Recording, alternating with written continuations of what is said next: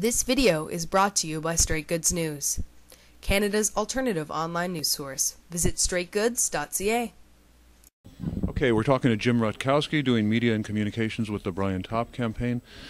So, if Brian is elected tomorrow, what happens on Monday and Sunday?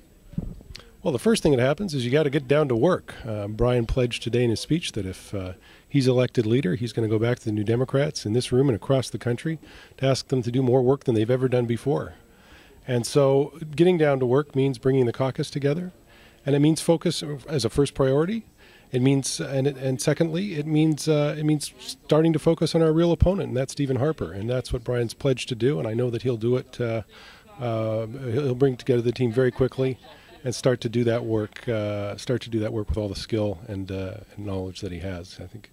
There's a budget coming down this week, I guess. So have you talked about that and what the ramifications? I haven't personally talked to Brian about the budget, but I know that is a huge priority right off the bat. The Conservatives are going to bring in a draconian budget with cuts that are going to affect working families across this country. And Brian is, as you know, an outspoken advocate for a more equal Canada. He's an outspoken advocate for having the top 1% pay their fair share, so that we stop what the Conservatives done, which is to break, which they have done, which is to break the government finances and to break the government's ability to do good things for people. They've given billions of dollars in tax giveaways to the people who don't need them.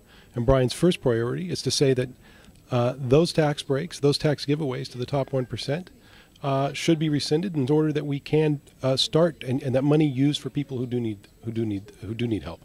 What about Robogate? What do you think Brian would?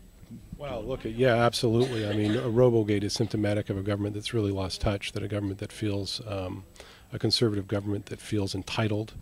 And I think that as a major priority is to ensure that they are held accountable for really their egregious and draconian and outrageous undermining of democracy.